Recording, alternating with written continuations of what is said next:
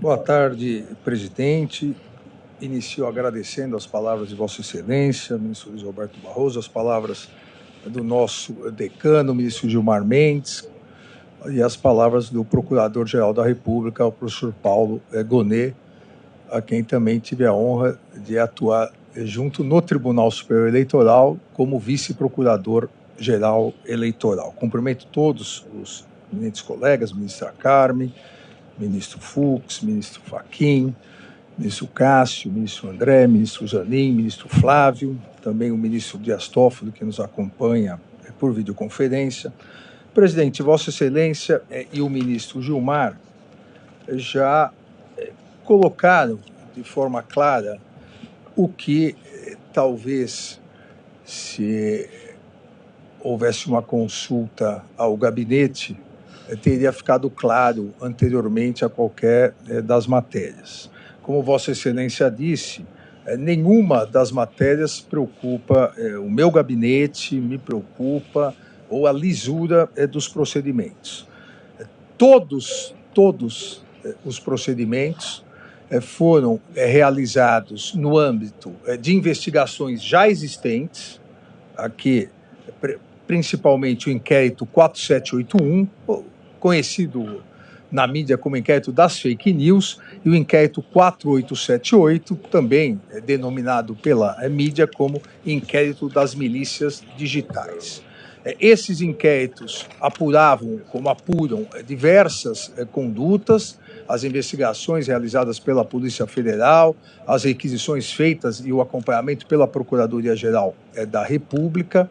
E no curso desses inquéritos e das petições em anexo, outras investigações conexas a esses inquéritos, várias vezes surgia que aqueles investigados estavam reiterando as condutas ilícitas realizadas nas redes sociais.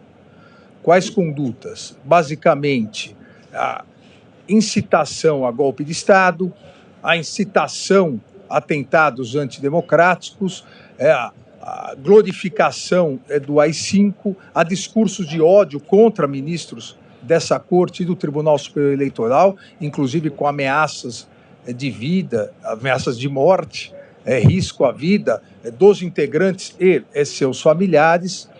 E nós sabemos que há a necessidade que faltou pela novidade nas eleições de 2018, naquele momento, há necessidade de preservação desse conteúdo, porque senão eles são apagados e não podem ser recuperados. Isso é um procedimento normal, investigativo. E esse procedimento, a partir dessa constatação que aqueles já investigados reiteravam nas condutas, esse procedimento poderia se dar de duas formas. Poderia se dar a partir de uma requisição minha à Polícia Federal, para que ela realizasse, poderia se dar a partir de uma solicitação ao Tribunal Superior Eleitoral para que ele fornecesse os relatórios. Como foi muito bem salientado, informações objetivas e públicas, o que estava postado publicamente, para se evitar exatamente que depois fossem apagados. Obviamente, o caminho mais eficiente da investigação naquele momento era a solicitação ao Tribunal Superior Eleitoral, uma vez que a Polícia Federal, lamentavelmente, num determinado momento, pouco colaborava, nós sabemos, com as investigações, retirando o apoio do delegado. O delegado que atuava nos inquéritos chegou a ficar com um único agente policial para poder realizar todas as diligências. E, obviamente, foi dito, seria esquizofrênico eu, como presidente do Tribunal Superior Eleitoral, me auto-oficiar. Até porque, como presidente do Tribunal Superior Eleitoral, no exercício do poder de polícia, eu tinha o poder pela lei de determinar a feitura dos relatórios. Hoje esse meio investigativo continua possível, esse compartilhamento de provas, que é um meio admitido pelo Supremo Tribunal Federal, Hoje sim, eu oficiaria a ministra Carmen, porque agora a presidência do Tribunal Superior Eleitoral é da ministra Carmen. Então, eu, como presidente do TSE, determinava à assessoria que realizasse o relatório. O relatório realizado oficialmente, esse relatório fica nos arquivos do TSE e era enviado oficialmente ao Supremo Tribunal Federal. Enviado e protocolado no inquérito e na investigação específica, dado imediatamente ciência à Procuradoria-Geral da República e remetido à Polícia Federal para a continuidade das investigações. Vários desses relatórios, quando realmente demonstravam essas publicações, porque algumas, inclusive, apesar da celeridade, algumas eram apagadas. Mas quando se constatava a materialidade da permanência ou da continuidade da atividade ilícita, esses relatórios eram juntados, compartilhados do TSE com o Supremo Tribunal Federal, como é possível nesse compartilhamento de provas. E todos eles diziam sobre o quê?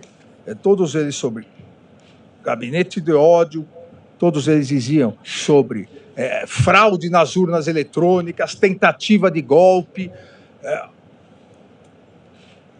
o chamamento ao que depois ocorreu em 12 de dezembro, no dia da diplomação, a depredação da Polícia Federal, aquele ônibus que foi incendiado aqui em Brasília, a glorificação da tentativa de bomba no aeroporto de Brasília, nas vésperas do Natal, a tentativa de tumultuar a posse do novo presidente da República. Veja, tudo isso já vinha sendo investigado, tanto no inquérito das fake news quanto nas milícias digitais, e novos fatos foram sendo agregados, e lamentavelmente, todos sabemos, e parece que alguns esqueceram, isso resultou na tentativa de golpe do dia 8 de janeiro. Que, diferentemente, presidente, e aproveitando essa oportunidade, diferentemente do que alguns dizem, dia 8 de janeiro houve muita violência. Quase mataram 3 policiais. No vídeo institucional do Supremo Tribunal Federal, nós até homenageamos uma das policiais que quase foi morta. Então houve muita violência, sim. Só que algumas pessoas preferem continuar glorificando o extremismo, o populismo extremista que se vale da instrumentalização das redes sociais. Presidente, eu não quero cansá-los, mas é importante fazer a menção que exatamente todos os relatórios, as juntadas à ciência, são documentadas. As matérias jornalísticas, 2 ontem e 1 hoje, as matérias jornalísticas se referiram a 3, 4,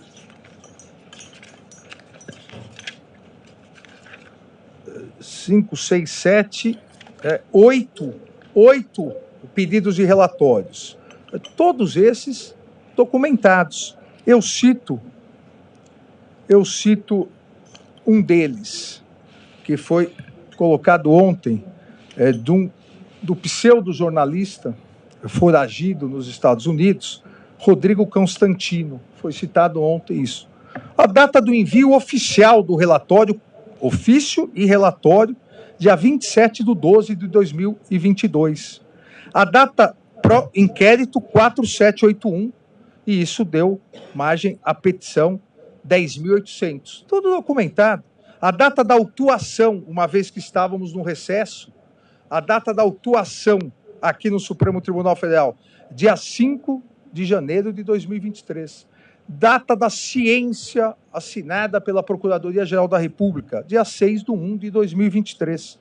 E envio para continuidade de investigações da Polícia Federal, dia 26/6/2023. Do último envio foi primeiro em janeiro, depois 11 de maio e depois 26/6. Tudo absolutamente documentado oficializado com acompanhamento da Procuradoria-Geral da República e com as diligências necessárias pela Polícia Federal. Só mais um caso que hoje também repercutiu, dizendo da investigação em relação a alguns deputados, deputada Bia Kicis, Carla Zambelli, que já eram investigados, esses deputados, no inquérito 4781, inquérito das fake news. O relatório oficial enviado do Tribunal Superior Eleitoral ao Supremo Tribunal Federal 10 de outubro de 2022. No mesmo dia foi autuado. Na sequência, no dia 6/11 de 2022, a Procuradoria-Geral da República tomou ciência e foi enviado à Polícia Federal. Presidente, todas as defesas, absolutamente todas as defesas, tiveram acesso aos relatórios juntados nos autos e puderam impugná-los. Vários impugnaram. Todos os agravos regimentais foram trazidos ao plenário dessa corte. Absolutamente todos os agravos regimentais foram confirmados por esse plenário. Então, presidente, não há nada a esconder. Todos os documentos oficiais juntados, a investigação correndo pela Polícia Federal, todos já eram investigados previamente nos inquéritos já citados, Procuradoria acompanhando, e todos, repito, todos os agravos regimentais, todos os recursos contra as minhas decisões, inclusive de juntada desses relatórios, todos que foram impugnados foram mantidos pelo plenário do Supremo Tribunal Federal. Então, presidente, eu só tenho novamente a agradecer a Vossa Excelência, ao ministro Decano, aos meus pares, ao Procurador-Geral da República, e dizer que lamento que interpretações falsas, interpretações errôneas, de boa ou má fé, acabem produzindo o que nós precisamos combater nesse país, que são notícias fraudulentas. O que se vê de ontem para hoje é uma produção massiva de notícias fraudulentas para novamente tentar desacreditar o Supremo Tribunal Federal, as eleições de 2022 e a própria democracia no Brasil. Obrigado, presidente.